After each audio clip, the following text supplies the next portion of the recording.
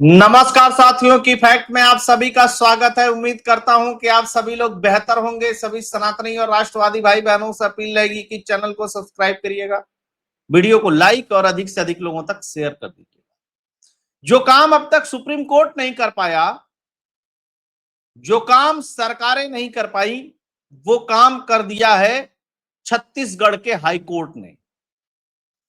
छत्तीसगढ़ के high court में एक मामला पहुंचा, आर्टिकल 25 का हवाला दिया गया। मामला क्या था? मामला यह था कि छत्तीसगढ़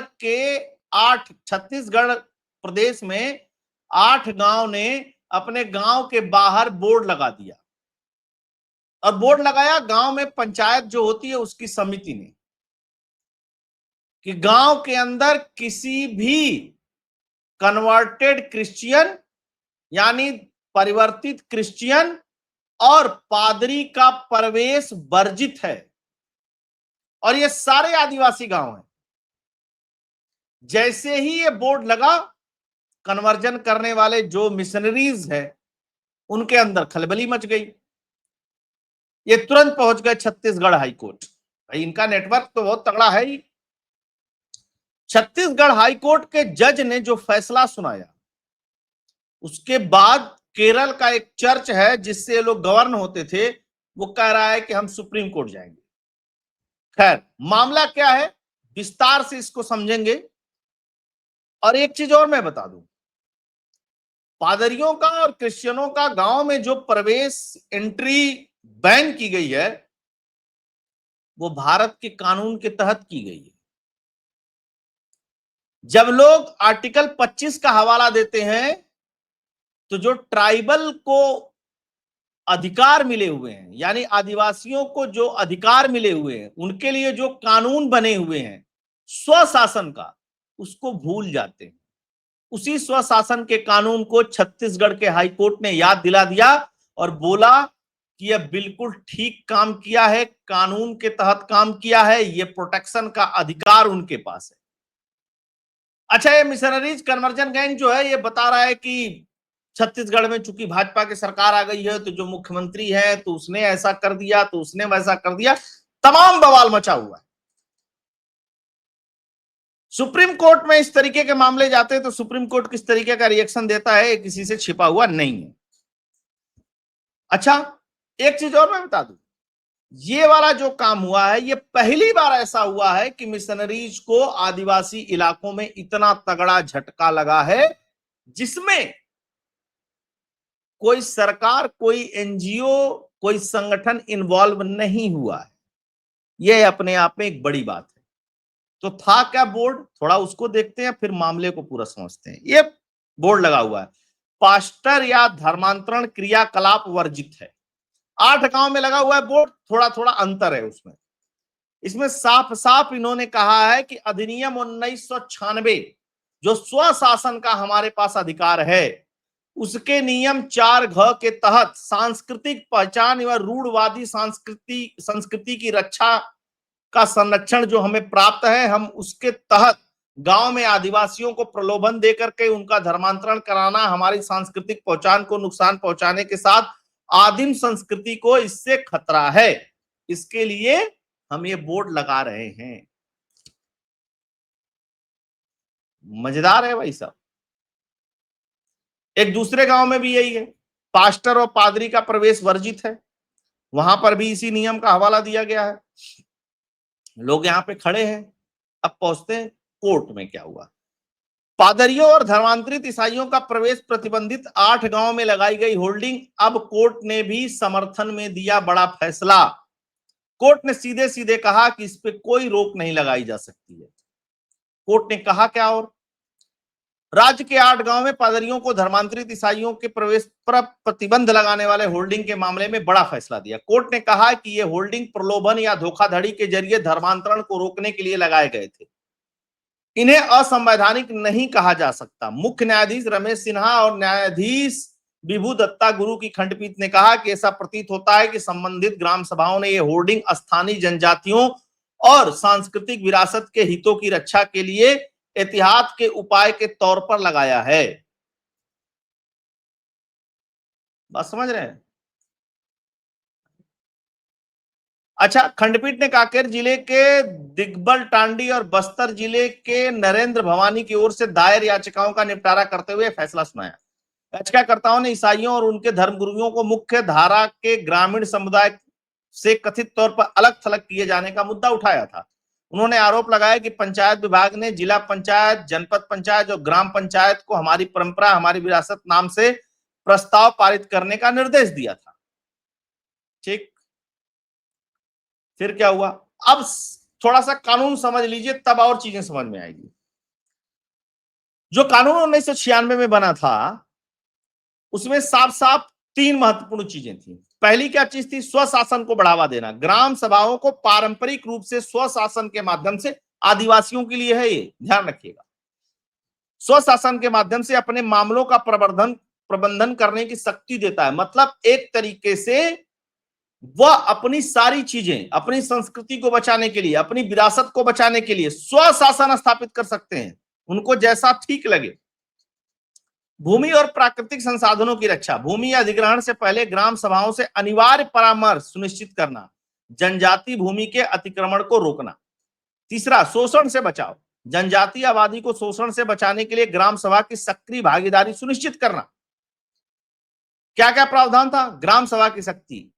पेशा अधिनियम ग्राम सभाओं को पूर्ण शक्तियां प्रदान करता है, जो पंचायती राज संस्थाओं को स्वशासन की शक्ति देता है।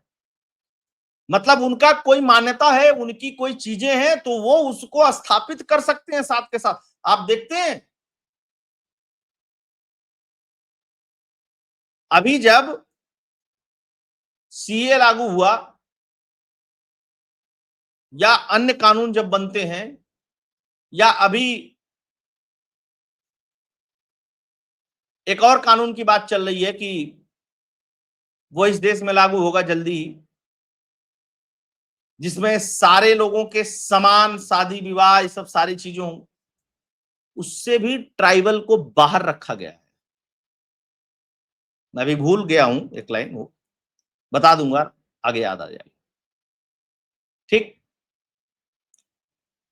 अनुच्छेद 244A के तहत परिभाषित है। यह अधिनियम अनुसूचित क्षेत्र को अनुच्छेद 244A में वर्णित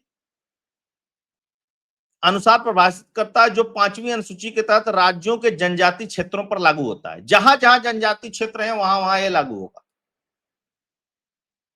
यानी आदिवासियों ने कोई गलत काम नहीं किया। अब सुप्रीम कोर्ट क्या इसको चैलेंज कर सकता है? क्योंकि अब खेल फंसेगा। मांग करते हैं सरना सरना की, मामला चल रहा है कन्वर्जन का, कोई दूसरा नहीं घुसेगा, बस ईसाई वहां घुस गए। जब भाई सरना कोड की बात कर रहे हो, तो फिर चर्च कैसे स्थापित हो रहा है? चर्च और सरना दोनों एक साथ नहीं चल सकता है।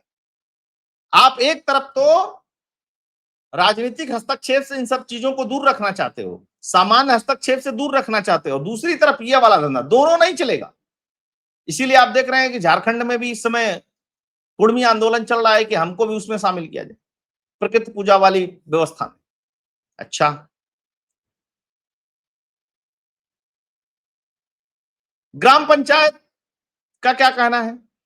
ग्राम पंचायत ने सीधे सीधे इन सब सारी चीजों को कह दिया कि देखो भाई, हम प्रोटेक्टेड हैं, हम अपना स्वशासन स्थापित करते हैं, हम अपनी संस्कृति की रक्षा के लिए बोर्ड लगाए हैं, और ये अधिकार हमको पेशा अधिनियम के तहत मिला हुआ है। सिंपल सी बात उसने कही, कुछ नहीं कहा। कहा साहब संविधान के तहत एक काम कर रहे हैं। पहली बात, कुछ तो हुआ ऐसा। अब बहुत सारे लोग कहते हैं कि कैसे प्रोटेक्ट होंगे, वो तो ऐसे कर देते हैं, वो तो वैसे कर देते हैं, वो तो वैसे कर, बिल्कुल नहीं।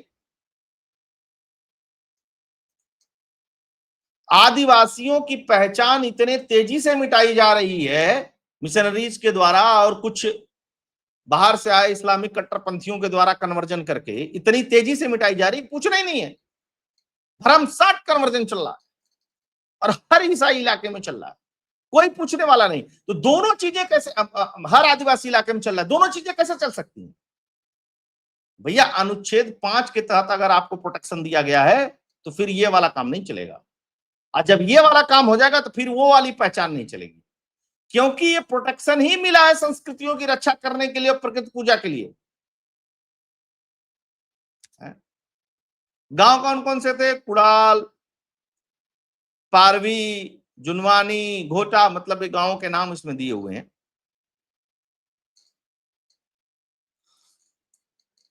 क्या कहा बचाव पक्ष के वकील ने? अधिवक्ता साहब ने कहा कि विरासत को नुकसान पहुंचाना है, देवी देवता के स्थान, पूजा पद्धति, ये जितनी भी चीजें हैं, प्रथाएं हैं, इनको बचाने के लिए सब कुछ किया जा रहा है, क्योंकि लालच दे करके बड़े पैमाने पे धर्म परिवर्तन कराया जा रहा है, और धर्म परिवर्तित होते ही ये जो मान्यताएं हैं ये खत्म हो जाती है ना।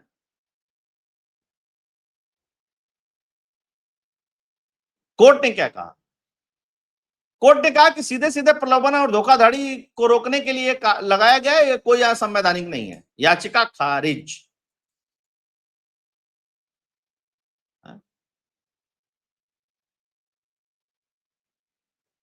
आप अंदाजा लगा करके देखिएगा, सुप्रीम कोर्ट ये काम नहीं कर पाया।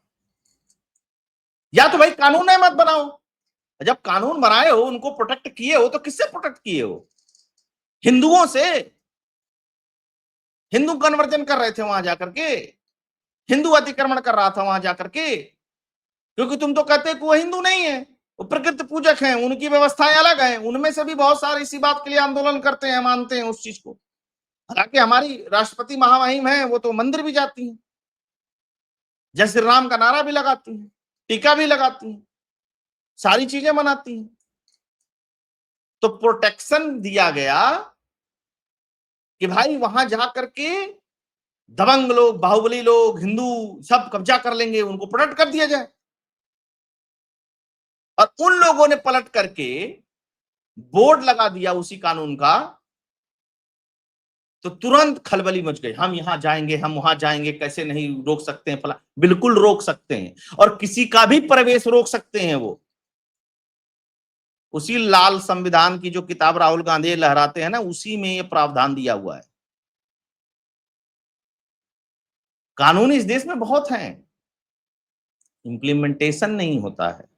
और मुझे लगता है कि ये कानून जो है, ये मजबूती से लागू होना चाहिए सारे आदिवासी इलाकों में। और इसकी पहल किसको करनी पड़ेगी? सरकार को प्रोटेक्शन देना पड़ेगा, और जो आदिवासी पंचायतें हैं उनको आगे आना पड़ेगा, और साथ के साथ कानूनी लड़ाई लड़ने के लिए तैयार रहना पड़ेगा आदिवासियों के लिए। तब जाकर के चीजें प्रोटेक्ट होंगी। ये नहीं होगा तो प्रोटेक्शन नहीं होगा। वो कानून आप 50 बना लीजिए, 100 बना लीजिए, 200 बना लीजिए, कुछ भी बना लीजिए, उससे कोई फर्क नहीं पड़ने वाला। अभी उत्तर प्रदेश के 1-2 मामले आए, देखे नहीं, सुप्रीम कोर्ट ने कह दिया कि नहीं नहीं, ये तो थोड़ा गड़बड़ है, ये तो सही है, तो उसको जेल से छोड़ दो, तो कन्वर्जन का नहीं है, ऐसे नहीं वैसे। अच्छा, ये तुरंत, अच्छा मैं आर्टिकल 25 की बात बता देता हूं। धार्मिक स्वतंत्रता, 2 बातें आप समझ लीजिए। आप भारत में किसी व्यक्ति से यह कह ही नहीं सकते हैं कि तुम कन्वर्ट हो जाओ दूसरे धर्म में, कह ही नहीं सकते। ये अपने आप में खुद ही अपराध है। किसी से कहना कि तुम कन्वर्ट हो जाओ, ये अपराध है। तो धार्मिक स्वतंत्रता क्या है, बता देता हूं मैं। साफ साफ आर्टिकल 25 में मेंशन है, आप प्रचार कर सकते हैं। जैसे मैं मान लो हिंदू हूं, किसी को अपने धर्म के बारे में मुझे बताना है, अगर मैं सुनने का इच्छुक हूं तो अपने धर्म के बारे में बता सकता है कि मेरे धर्म में ये अच्छाई है, मेरे यहाँ ये अच्छाई है, मेरे यहाँ ये अच्छाई है, बुराई है, जो भी चीज कहना चाहे वो कह सकता है। अब मेरी मर्जी होगी तो मैं संपर्क करूंगा कन्वर्जन के लिए। ये नहीं कि आप मुझसे कहेंगे हम अपना धर्म छोड़ दो, हिंदू धर्म में ये खराब है, उसके में वो खराब है, ये खराब है, तुमको ये देंगे वो देंगे और आओ कन्वर्ट हो जाए। बिल्कुल नहीं। इसीलिए राज्यों को यह अधिकार दिया गया है कि कन्वर्जन को लेकर के कानून बनाओ, और बहुत सारी राज्य सरकारों ने इस देश में कन्वर्जन के लिए बहुत बढ़िया कानून बना रखा है। लेकिन फिर सुप्रीम कोर्ट वहां आके अड़ंगा लगा देता है। मुझे लगता है कि वहां भी जज साहब लोगों को थोड़ा ध्यान से पढ़ना चाहिए इस देश का कानून, और उसका मतलब पढ़ना चाहिए, तब समझ में आएगा। एजेंडाबाजी से थोड़ा दूर रहना चाहिए। खैर, आप सभी लोग जुड़े, बहुत बहुत धन्यवाद। किसी का भी फोर्सफुली कन्वर्जन नहीं होना चाहिए, किसी भी धर्म का कोई भी व्यक्ति हो। क्यों होना चाहिए भाई?